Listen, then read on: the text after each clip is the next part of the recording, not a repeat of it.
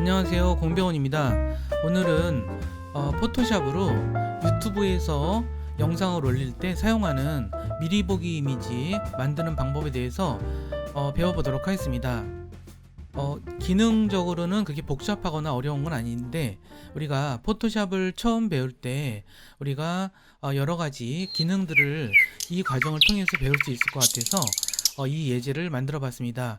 그러면 미리 만들어 놓은 예제를 살펴보도록 하겠습니다. 이 이미지는 기본적으로 이미지 사이즈가 1920에 1080, 그 다음에 72 픽셀로 이 해상도가 되어 있습니다. 즉 FHD 해상도에 맞춰서 제작한 걸 알 수가 있죠. 우리가 포토샵에서 이미지라고 하는 것은 기본적으로 문서라는 그런 개념으로 접근할 필요가 있습니다. 그래서 이 문서는 기본적으로 캔버스라고 부르고요. 이 캔버스 위에 여러 개의 레이어들로 이 파일이, 포토샵 파일이 이루어져 있습니다. 레이어 패널을 보면 그 상황을 잘 알 수가 있죠.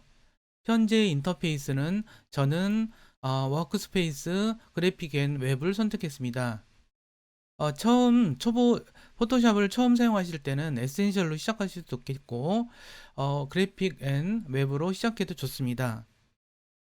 레이어 패널을 보시면은 여기 보시다시피 몇 개의 레이어로 이루어진 걸 알 수가 있습니다. 백그라운드 레이어가 있고요. 그 다음에 여기 이미지를 가져와서 레이어를 만들어줬고, 그 다음에 여기 낯선 어떤 것들이 있는데, 이거는 보정 레이어라 그래서 원본 이미지에 손상을 주지 않고 보정을 보는 그런 효과를 낼 수 있는 것으로 레이어에서 구현할 수 있는 기능입니다. 그 다음에 또 그 옆에 있는 것이 조금 다른 종류의 레이어죠. 이거는 직사각형 도형을 기본으로 하고 있는 레이어고요. 그다음 맨 위에 있는 이 T자라고 붙은 것은 문자 레이어라고 불러서 우리가 텍스트를 입력할 때 사용하는 것입니다. 각각의 레이어는 밑에서부터 위로 이렇게 차례대로 올라가 있고요. 이렇게 올라간 걸 통해서 우리가 하나의 이미지를 완성할 수가 있습니다.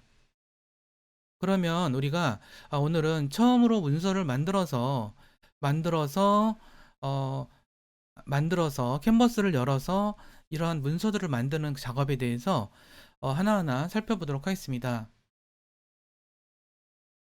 포토샵을 처음 여시면 이와 같은 홈 화면이 나타납니다. 홈 화면엔 크게 세 종류가 있는데, 세 가지 종류로 우리가 선택할 수가 있는데, 첫 번째 새로운 문서를 열 때 크리에이트 뉴가 있고요. 그 다음에 기존에 만든 걸 열 때 오픈을 눌러서 여는 방법이 있고요. 그 다음에 리센트라고 돼 있어서 최근에 작업한 파일들이 이와 같이 이렇게 나열되어 있어서 여기서 선택해서 우리가 문서를 시작할 수도 있습니다. 그런데 이번에는 우리가 새로운 문서를 열어서 이제 시작하도록 할 거라서 Create New를 클릭해 주세요. 그러면 New Document 이런 창이 뜨거든요. 제가 처음 시간에 그 포토샵을 하나의 문서의 개념으로 생각하라고 말씀드렸죠. 자, 그러면 문서에서는 캔버스라고 부르는 그런 공간이 있습니다. 그래서 작업 공간이 있는데, 그래서 이것을 여러 가지를 제공을 해주고 있죠. 기본으로 제공해 주는 게 이와 같이 있어요. 자, 이거는 사진 작업할 때 편한 거, 그 다음에 프린트 작업할 때 편한 거, 이거는 아트 작업, 그 다음에 웹 작업, 모바일 작업, 영상 작업, 이런 것들이 있고요. 우리가 여기서 생각해야 될 부분이 뭐가 있냐면, 우리가 영상을 작업할 때 이미지를 굉장히 많이 쓴다는 사실을 아마 영상 편집을 어느 정도 해보신 분들은 아실 거예요. 얼마나 영상이 풍부해지고, 그 다음에 어떤 그 충분하게 이렇게 좀 설득할 수 있는 그런 영상이 나올 것. 그러니까 설득이라는 것은 여기서 공감, 재미, 뭐 감동, 뭐 이런 것이죠. 근데 이런 것이 있는 그러한 그 영상을 만들 때도 이미지는 굉장히 중요한 역할을 합니다. 그렇기 때문에 이와 같이 구획이 나눠져 있고요. 근데 저는 일단은 새로 그냥 만드는 방식으로 시작을 해보도록 하겠습니다. 여기서 아트 앤 일러스트레이션 쪽으로 가시고, 여기서 새로 만드는 방식으로 1920에 1080 그 다음에 해상도는 우리가 인쇄용으로 할 때는 300 픽셀을 할 수도, PPI를 할 수도 있겠지만, 인쇄용이 아닐 때는 우리가 75 정도를 할 수 있습니다.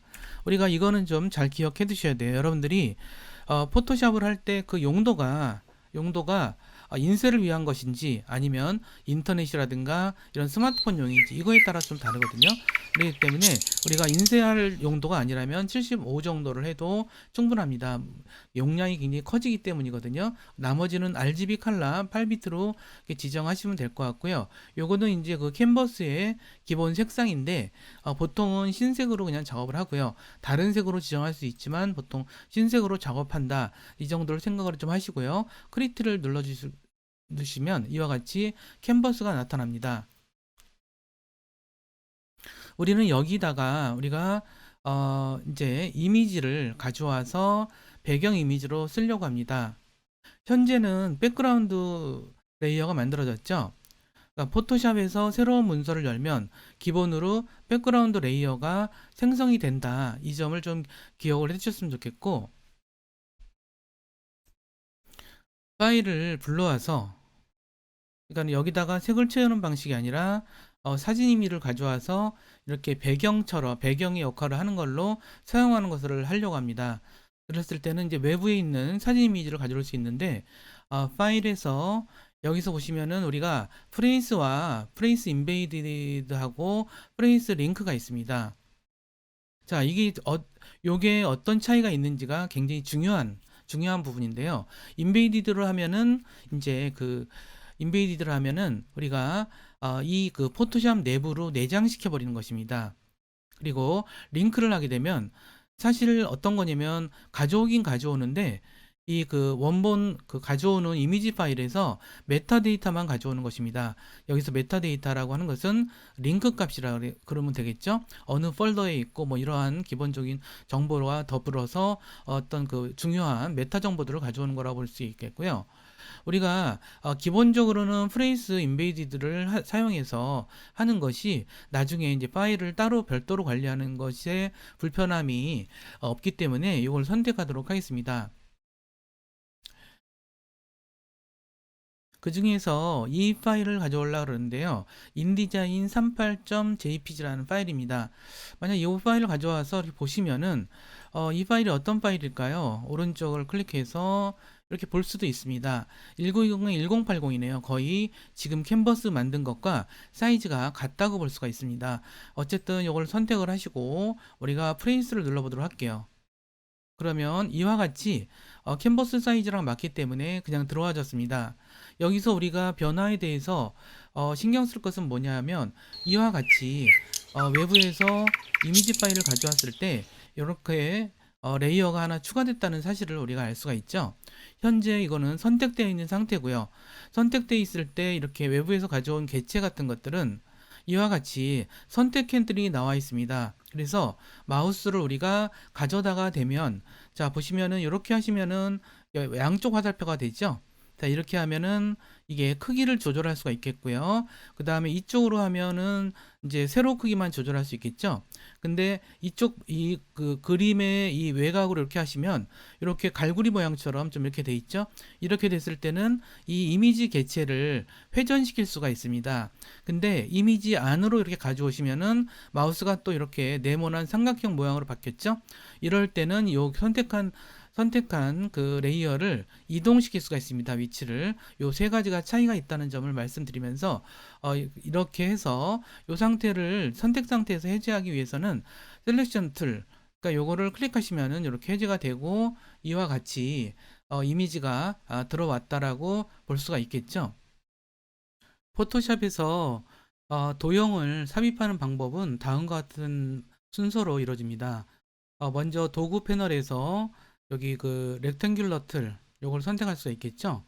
여기는 점이 있는데 여기 점을 잠깐 클릭해 보면은 여러 가지 도형들이 나타난다는 걸 알 수 있죠. 렉탱귤러 틀, 라운디드 렉탱귤러 틀 요거는 모서리가 둥근 직사각형이고요. 요거는 일립스 툴은 원, 그 다음에 폴리고널 툴은 다각형, 이건 라인, 그 다음에 사용자 모양 정의라고 볼 수 있고요. 일단 렉탱귤러 툴을 클릭을 하시고 클릭을 하시면 일단 컨트롤 패널이 몇 가지 변화가 있습니다.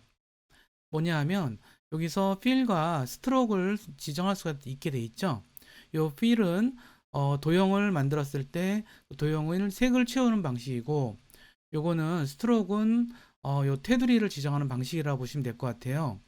그래서 자, 여기 보시면은 렉탱귤러 툴을 클릭하시고 화면을 이렇게 드래그하는 방식으로 도형을 만들 수가 있습니다. 그러면 이와 같이 지금 현재 여기 지정되어 있는 대로 이렇게 색이 채워진 걸 알 수가 있고요. 지금 현재 이 상태에서 우리가 필을 만약 색을 지정하고 싶다면 요걸 클릭해서 여기 보면 여기 메뉴가 나타나지죠. 여기서 포토샵 2021 버전, 선생님은 포토샵 2021 버전을 쓰고 있는데 이와 같은 방식으로 좀 바뀌었어요. 그래서 두 가지 방식인데 여기서는 RGB나 CMYK나 그레이스케일이나 이런 식으로 우리가 여기서 팔레트에서 지정하는 방식이 하나의 방식이 있고요.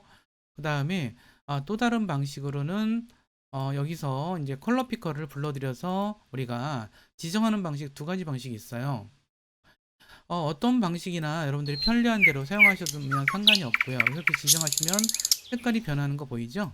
자, 이런 것들을 좀 그냥 여러분들 장난 삼아서 이것저것 색깔을 바꿔보는 것도 전 좋은 것 같아요. 근데 저는 여기서 좀 이렇게 짙은 색깔 계열로 이렇게 한번 지정을 해보도록 할게요.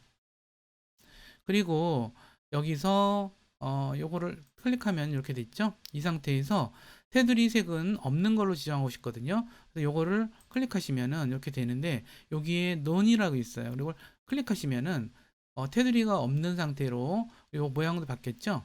자, 이 상태로 바뀌어서 될 수가 있고요. 그리고 이 상태가 직사각형이 만들어진 상태라고 볼 수가 있는 것 같아요. 여기서 다시 색깔이 좀 마음에 안 들어. 그렇다면, 아니 뭐, 이렇게 위치 이동하는 건 그런데, 마음에 안 든다 싶으면 다시 도구를 클릭하시면은 이 상태에서 또 이렇게 지정을 할 수 있는 상태가 됩니다. 그러면 여기서 클릭하시고, 이번에는 컬러 피커 쪽에서 한번 해볼까요? 조금 검게 이 정도로 지정을 좀 해보도록 할게요. 그러면 이와 같이 더 진하게 지정된 거를 알 수가 있죠. 자, 이 상태에서 우리가 좀 여기서 추가로 설명드리고 싶은 것은 마우스 포인트를 이렇게 가져다 대시면 여기서는 너비를 조정한다라고 하는 것을 알 수 있죠. 이렇게 그 다음에 여기서는 가로 세로만 또 조정할 수 있는 방법이 있어요. 그래서 우리가 여기서 이제 그 제목을 입력하기에 적합한 방식으로 여기 크기를 조절하면 되겠죠. 요 안에 조절점이 있어요. 요건 뭐냐면 요걸 땡기면 이렇게 땡기면 모서리가 둥근 직사각형이 만들어져요. 되게 좋은 기능인데 여기서는 사용하지 않도록 할게요. 여기서 아예 컨트롤 Z를 누르시면은 원래대로 다시 컨트롤 Z를 누르시면은 원래대로 이렇게 들어가겠죠? 자, 이렇게 만들어 놓고 그러면 여기서 몇 가지 변화가 있는데 여기서는 지금 새로운 도형 레이어가 새로 만들어졌다라는 변화가 있죠. 자, 이 상태에서 이제 여기다가 텍스트를 입력을 할 건데 여기서 주의할 것은 뭐냐 하면 이 그 도형을 선택한 상태에서 입력을 하면 도형 안에 텍스트가 입력이 된다는 뭐 그런 부분이에요. 그래서 특별히 그러할 이유가 없다면 선택하지 않은 상태에서 예를 들어서 빈 공간을 클릭하여서 선택하지 않은 상태에다 두고 이 상태에서 여기서 이제 제목을 입력하도록 할게요. 타입 툴을 클릭하셔서 여기다가 이렇게 입력 커서를 두시고 입력을 해보도록 하겠습니다. 이렇게 입력을 했고요. 그 다음에 엔터를 치시고 그 다음에 포토샵으로 또 엔터 치고 그 다음에 유튜브 미리 보기와 보기 이미지 만들기 이렇게 입력을 했어요. 자, 여러분들 상태에 따라서 이게 지금 글꼴도 좀 크기도 좀 다르게 나올 수 있거든요. 자, 이렇게 입력하다가 위치를 좀 바꾸고 싶다 그러면 요걸 드래그 하셔서 여기로 가져오시면 돼요. 자, 가져오신 다음에 이제 그 색깔이 일단 좀 이상하죠. 색깔이 요거는 노란색으로 지정하고 싶은데 지금 텍스트 입력 상태에서는 컨트롤 패널도 이렇게 그 텍스트 입력 모드에 맞게 돼 있어요. 그래서 캐릭터 패널에서 색깔을 지정하셔도 되고 여기서 지정하셔도 되는데 여기서 클릭하시면은 여기서 코드 번호를 저는 하나 둘셋넷 F 4개에다가 0 2개를 해서 이렇게 노란색으로 지정을 해보도록 할게요. 자, 그 다음에 요 밑에 것들에 대해서도 드래그 하셔서 이렇게 선택을 한 상태에서 이번에 또 컬러 피커를 불러들여서 F 6개 하나 둘셋넷 다섯 여섯 흰색으로 이렇게 지정을 해봤어요. 그럼 깔끔하게 지정이 됐죠. 이 글꼴은 어떤 글꼴이냐면 전체적으로 이 글꼴은 페이북 글꼴이라고 보시면 될 것 같고요.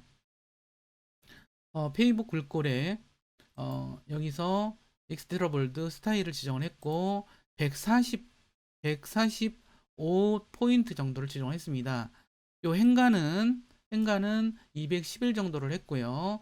나머지 여기선 자간이 좀 이렇게 돼 있는데 자간은 여기는 좀 이렇게 여유분이 없지만 여기는 여유분이 좀 많네요. 자간은 여기는 전혀 주지 않는 식으로 했습니다. 그럼 좀 퍼져 보이죠? 요거는 지금 어쩔 수 없어서 이렇게 요 정도에 맞춰줘야 되는데 자, 이 상태에서 우리가 이거를 조정할 때는 자, 여기 셀렉션 툴을 클릭하셔서 여기 지금 레이어가 선택되어 있기 때문에 이렇게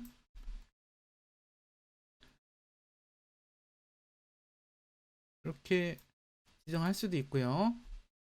이거를 조정하기 위해서는 컨트롤 T를 누르셔야 돼요. 이렇게 한 상태에서 요걸 이렇게 옮길 수가 있죠? 이렇게 옮길 수가 있어요. 컨트롤 T를 눌러서 누를 수도 있고 그래서 적정한 위치에다 이렇게 두실 수도 있고요.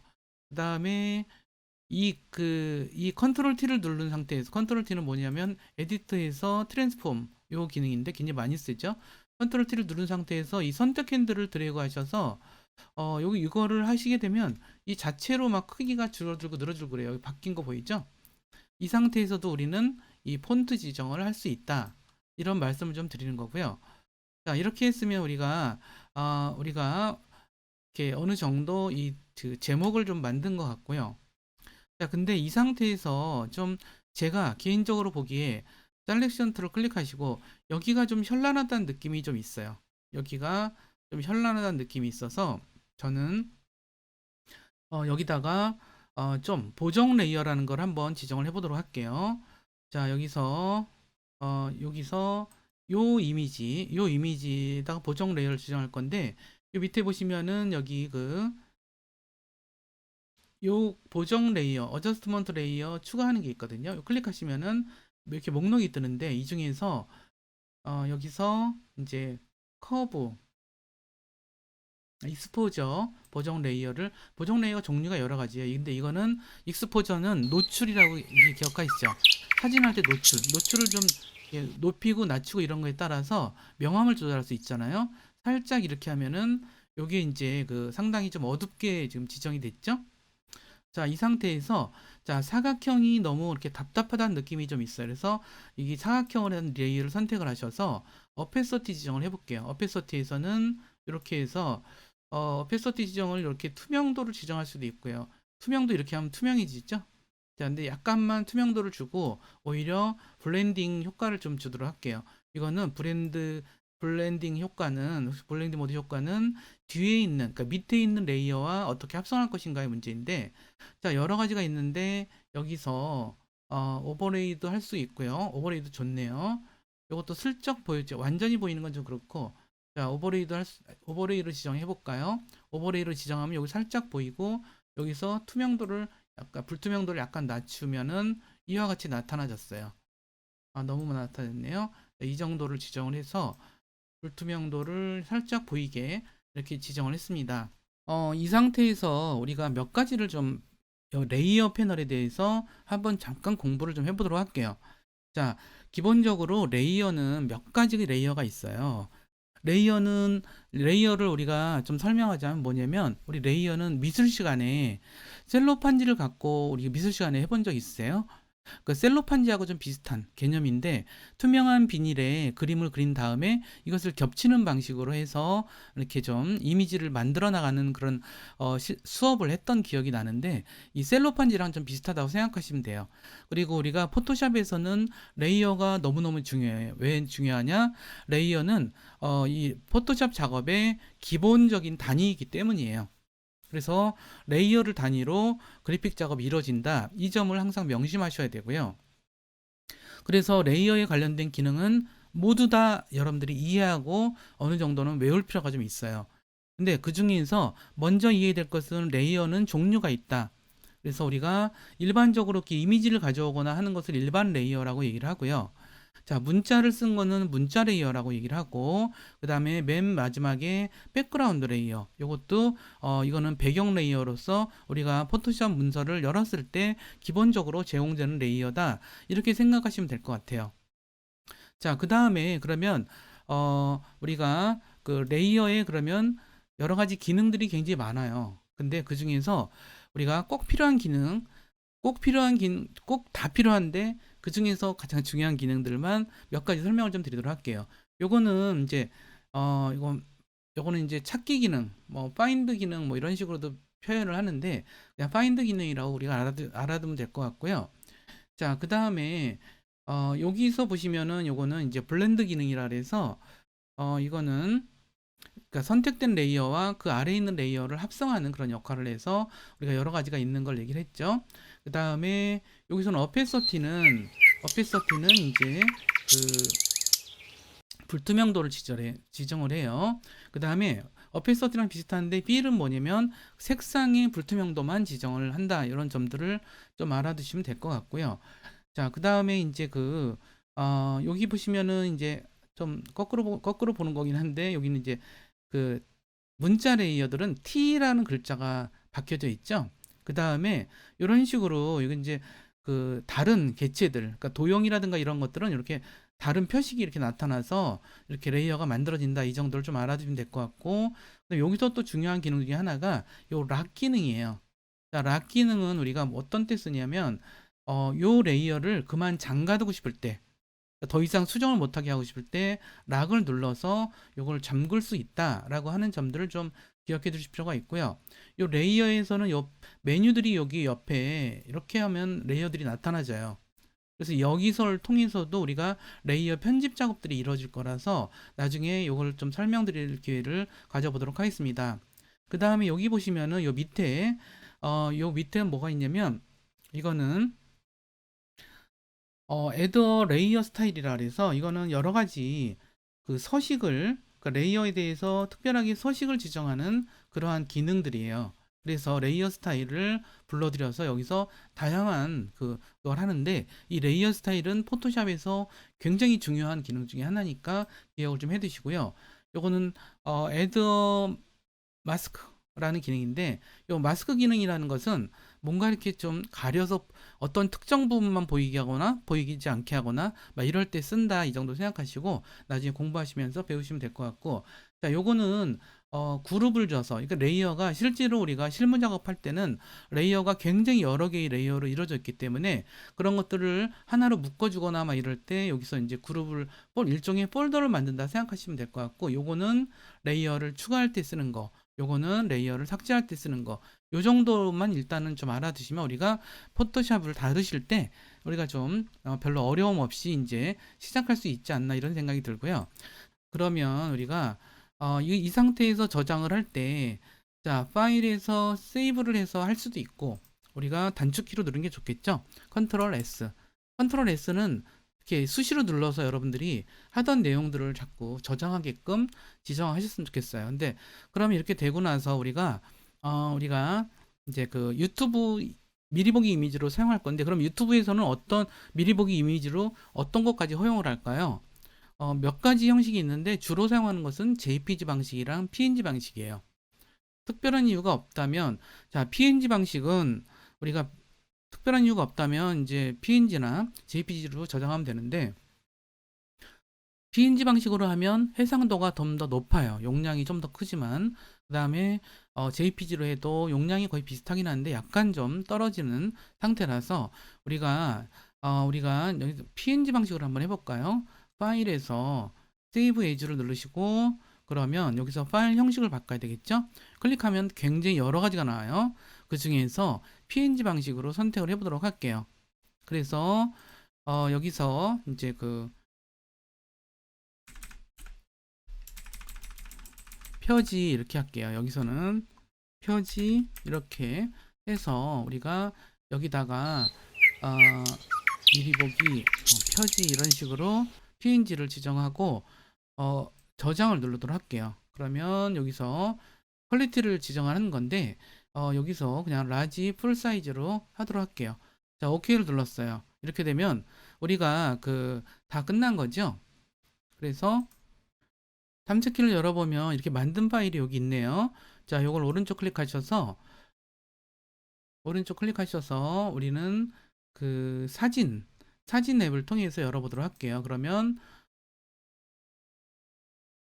이와 같이 그 표지 이미지를 만들 수가 있습니다. 그렇죠? 그럼 여러분들 마음에 드세요? 자, 이것을 우리가 만약 한다면 보시면 여기 이제 제 유튜브 채널을 가져와 봤는데요. 여기 채널에 오시면 여기서 이제 보통 자기 아이콘들이 있죠. 여기 스튜디오를 누르시고 그러면 우리가 이제 이런 그 표지들을 올릴 수 있는 페이지가 열리겠죠. 자, 여기서 컨텐츠를 클릭해 봤어요. 그런데 이 중에서 만약 이제 만약 내가 이 영상의 표지를 바꾸겠다 이게 있는데 그렇다면 여기 동영상 세부 정보 페이지에서 미리 보기 여기가 있어요. 그러면 미리 보기를 여기서 옵션에서 클릭을 하시면 변경을 할 수가 있죠. 변경 메뉴가 뜨는데 변경 메뉴에서 우리가 이렇게 우리가 만든 이미지를 선택을 하셔서요. 여기서 열기를 눌러주시면 바로 이 표지가 교체가 됩니다. 아니면 새로 이미지를 이제 그 영상을 올릴 때 그러니까 새로 이미지로 표지 이미지, 그러니까 미리 보기 이미지로 등록을 하면 되겠죠. 그러니까 이와 같은 방식으로 우리가 이걸 한다는 말씀을 좀 드리면서 우리가 이제 포토샵에서 유튜브 미리 보기 이미지 만드는 과정들을 설명을 드렸습니다. 그러면 마무리 이야기 해드리도록 하겠습니다. 우리가 포토샵에서는 포토샵도 새로운 문서를 연다 이런 개념으로 이해를 좀 할 필요가 있다고 말씀드렸죠. 그리고 이제 배경 역할을 하는 그런 이미지를 아예 포토샵에서 내장하는 방식으로 가져오는 방식을 설명을 드렸습니다. 그리고 그 위에 사각형을 생성해서 채우기를 하고 테두리를 지정하고 그 다음에 블렌딩 기능을 지정했습니다. 그리고 그 위에 텍스트를 입력해서 캐릭터 패널에서 다양한 서식을 지정하고 그 다음에 레이어 패널을 통해서 여러 가지 우리가 기능을 수행해 봤죠. 그 중에서 보정 레이어를 통해서 원본의 이미지에 손상이 없이 그러니까는 보정 레이어를 별도로 두어서 수정하는 방법도 설명을 좀 드렸고요. 그 다음에 포토샵을 저장을 해서 그 다음에 JPG나 PNG 파일로 저장을 하시면 그 파일을 통해서 우리가 유튜브 미리 보기 화면을 만들 수 있다는 거죠. 우리가 이제 뭐 여러 가지 크기 사이즈가 있지만 제가 1920에 1080으로 하는 것은 지금 풀 HD 어떤 해상도를 가장 많이 사용하기 때문에 그렇게 했고요. 자, 우리가 이와 같이 포토샵에 대해서 좀 알아봤는데 내용이 어떤가요? 자, 우리가 포토샵이라고 하는 것은 단순히 기능과 기술을 외우거나 하기 위해서 하는 것이 아니라 사실은 커뮤니케이션을 위한 어떤 도구라고 생각하시면 될 것 같아요. 근데 어떠한 커뮤니케이션일까요?